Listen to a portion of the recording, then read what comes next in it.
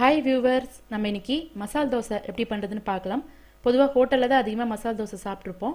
அது வீட்டிலே எப்படி பண்ணுறதுன்னு இப்போ பார்ப்போம். இப்போ இதுக்கு தேவையான பொருட்கள் என்னென்னு சொல்கிறேன். 3 பெரிய உருளைக்கிழங்கு எடுத்து நல்லா வேக வச்சுட்டு இந்த மாதிரி மசிச்சு எடுத்து வச்சுக்கோங்க. ஒரு பெரிய வெங்காயம் பொடி பொடியாக கட் பண்ணி வச்சுக்கோங்க. சின்ன கேரட் ஒன்று துருவி வச்சுக்கோங்க. கொஞ்சோண்டு இஞ்சி பொடி பொடியாக கட் பண்ணி வச்சுக்கோங்க. 2 பச்சை மிளகா கட் பண்ணி வச்சுக்கோங்க. 1 ஸ்பூன் கடுகு, 1 ஸ்பூன் உடைச்ச உளுத்தம்பருப்பு, 2 ஸ்பூன் கடலைப்பருப்பு, 5-6 முந்திரி 2ஆ உடைச்சி வச்சுக்கோங்க. 1/2 டீஸ்பூன் மஞ்சள் தூள், கருவேப்பிலை, தேவையான அளவு உப்பு. பேனில் 3 ஸ்பூன் எண்ணெய் எடுத்துக்கோங்க. எண்ணெய் காஞ்சதுக்கப்புறம் கடுகு உளுத்தம்பருப்பு போட்டுக்கலாம். கடுகு நல்லா வெடிச்சதுக்கப்புறம் கடலைப்பருப்பு போட்டுக்கலாம். அடுத்ததா முந்திரி போட்டுக்குங்க.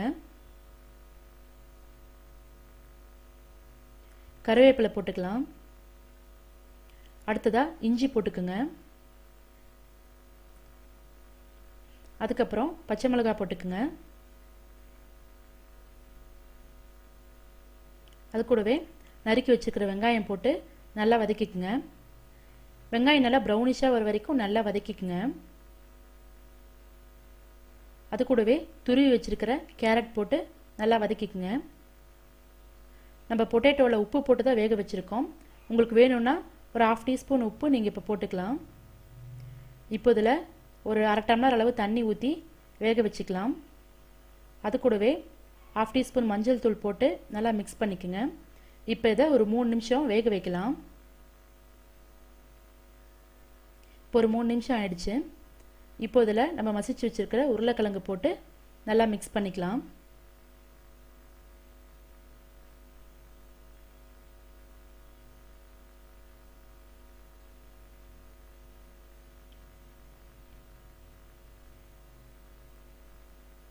இப்போ மசால் ரெடி ஆயிடுச்சு.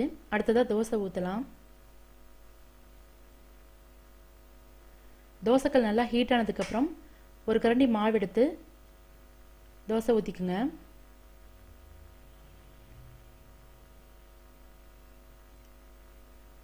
சுற்றி எண்ணெய் விட்டுக்கலாம்.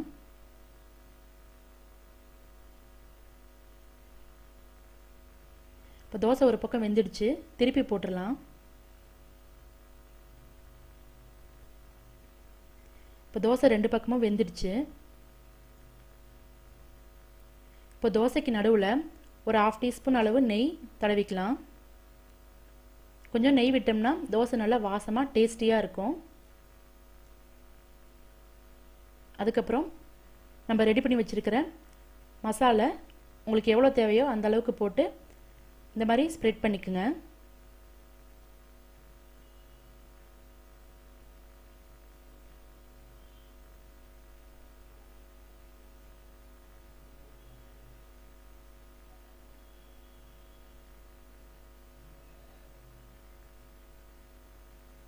இப்போ தோசையை மடிச்சிடலாம்.